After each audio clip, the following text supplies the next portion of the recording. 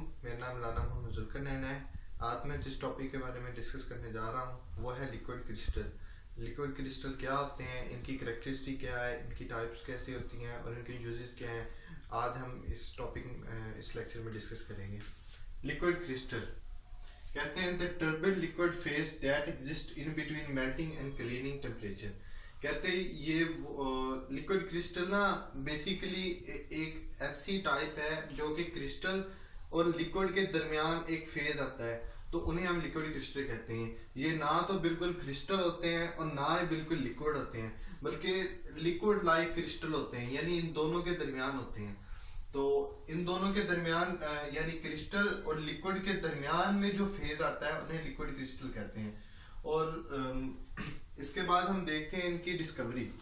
कहते हैं कि 1888 में फ्रेडरिक रेंटजर एक साइंटिस्ट था, बॉटनिस्ट था बेसिकली ये, जिसने ये लिक्विड क्रिस्टल दरियाफ्त किए। ये वर्क कर रहा था एक केमिकल कोलेस्ट्रॉल बेंजोएट। ये इस पर वर्क कर रहा था कि इसने इन्हें हीट किया।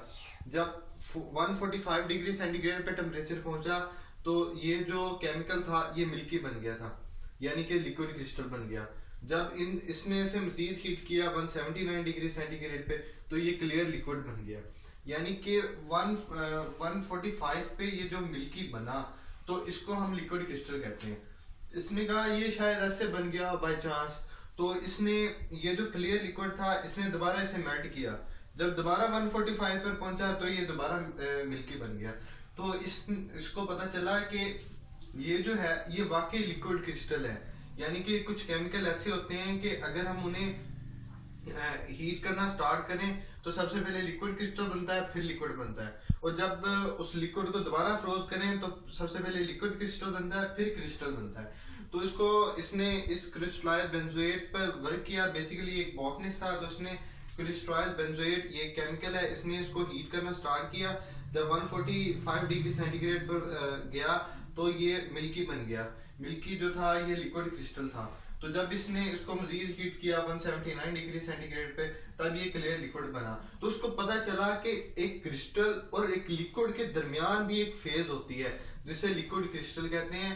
तो इसने क्रिस्टलाइल बेंजोएट केमिकल से ये प्रूव कर दिया कि वाकई लिक्विड क्रिस्टल होते हैं। अब लिक्विड क्रिस्टल क्या होते हैं कि कैरेक्टरिस्टिक हम डिस्कस करते हैं। कहते हैं लिक्विड क्रिस्टल लिक्विड लाइक भी होते हैं, क्रिस्टल लाइक भी होते हैं। अब हम देखते हैं कि लिक्विड लाइक प्रॉपर्टीज क्या होती हैं।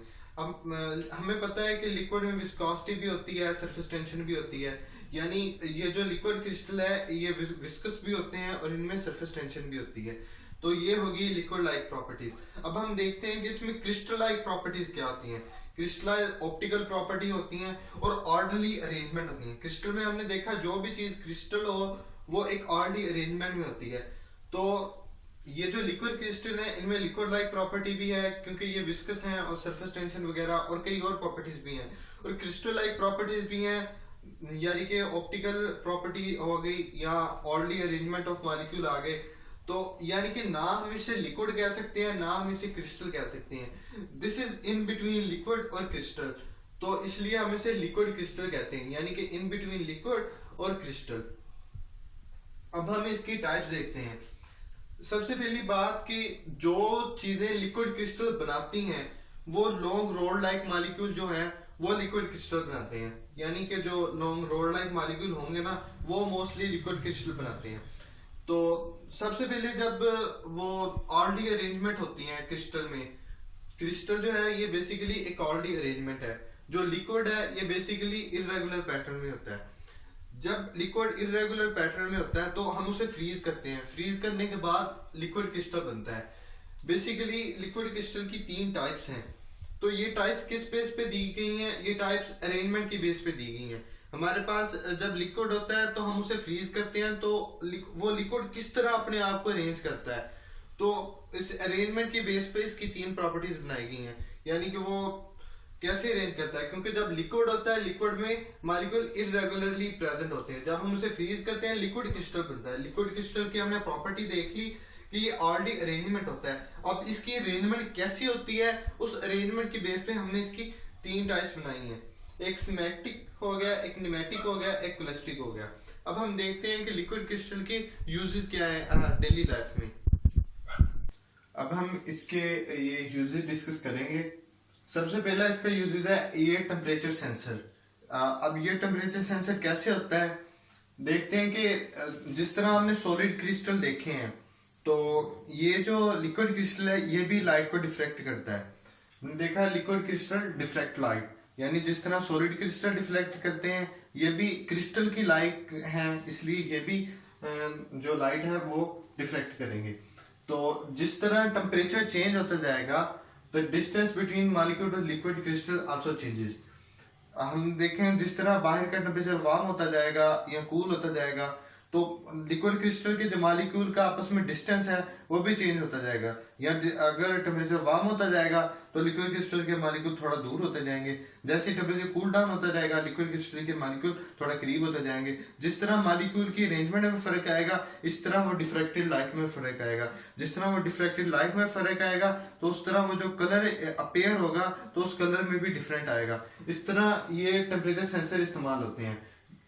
अब हम इसका नेक्स्ट यूज ये है कि पोटेंशियल फेलियर। फॉर एग्जांपल हमारे पास एक इलेक्ट्रिकल सर्किट है, बजाय हम डिफरेंट एप्लीकेंस इस्तेमाल करें कि पोटेंशियल का फेलियर कहाँ आ रहा है, कहाँ हमारी वायर कहाँ खराब है, तो हमें इससे पता चल जाता है लिक्विड क्रिस्टल से, क्योंकि ये टेम्परेचर सेंसर होते हैं और पोटेंशियल जो फेलियर है ये डिटेक्ट कर देते हैं। और ये रूम थर्मामीटर भी इस्तेमाल होते हैं एज ए रूम थर्मामीटर। हम थर्मामीटर इस्तेमाल करते हैं जिसमें लिक्विड क्रिस्टल जो है वो इस्तेमाल होते हैं as a room thermometer. As temperature changes figure shows up in different colour. हमने देखा कि लिक्विड क्रिस्टल जो है ये सेंसिटिव होते हैं टू टेम्परेचर। हम इन्हें जब रूम थर्मामीटर में लगाते हैं तो उनके डिफरेंट कलर्स में अपेयर होते हैं फिगर, तो हमें पता चल जाता है कि कलर की रेंजेस होती हैं। अगर ये कलर है तो टेम्परेचर इंक्रीज कर रहा है, अगर ये कलर है तो टेम्परेचर डिक्रीज कर रहा है, और बाकायदा फिगर भी शो हो जाते हैं कि टेम्परेचर इतना इंक्रीज कर रहा है, टेम्परेचर इतना डिक्रीज कर रहा है। ये है हमारा फंक्शन लिक्विड क्रिस्टल का। अब ये मेडिकल डायग्नोसिस में भी इस्तेमाल होते हैं। मेडिकल डायग्नोसिस में कैसे इस्तेमाल होते हैं, हमारी वेन्स हैं, आर्टरीज हैं, कैपिलरीज हैं, जो हमारी छोटी छोटी वेन्स हैं जिससे हमारा ब्लड सप्लाई हो रहा है, तो ये अगर उनमें इन्फेक्शन आ जाए, ट्यूमर आ जाए, तो हम लिक्विड क्रिस्टल इस्तेमाल करते हैं। अब उन वेन्स बजाय हम जिस्म के बॉडी पार्ट को कट करके देखें या बजाय हम डिफरेंट टाइप्स ऑफ टेस्ट करें, तो उनकी बजाय अगर हम लिक्विड क्रिस्टल को इस्तेमाल करें तो ये बहुत इफेक्टिव यूज होता है। तो ये कैसे वेन्स और आर्टरीज में इन्फेक्शन को या ट्यूमर्स को डायग्नोसिस करता है, क्योंकि ये जो पार्ट्स होते हैं, these parts of body are warmer than surrounding tissue.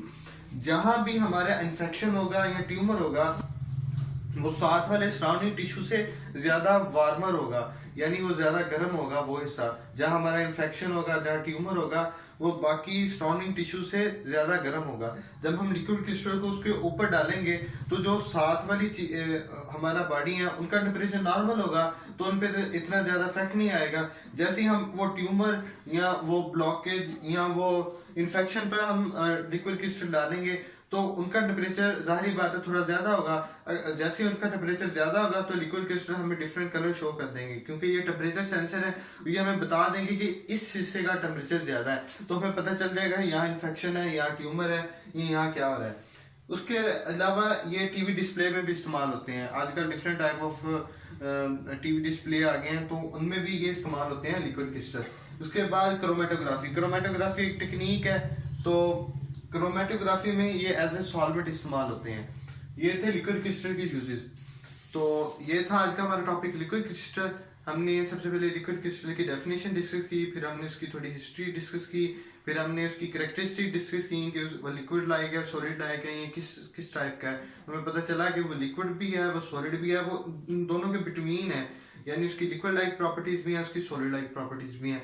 उसके बाद हमने उसकी टाइप्स डिस्कस की कि वो अरेंजमेंट हो गए, जैसे वो बनाता है लिक्विड क्रिस्टल वो किस तरह अरेंज होता है, तो उस अरेंजमेंट की बेस पे हमने उसकी टाइप डिस्कस की। उसके बाद हमने उसके यूजेस डिस्कस किए। Thank you for watching my video. If you like my video then don't forget to subscribe our channel. Thank you.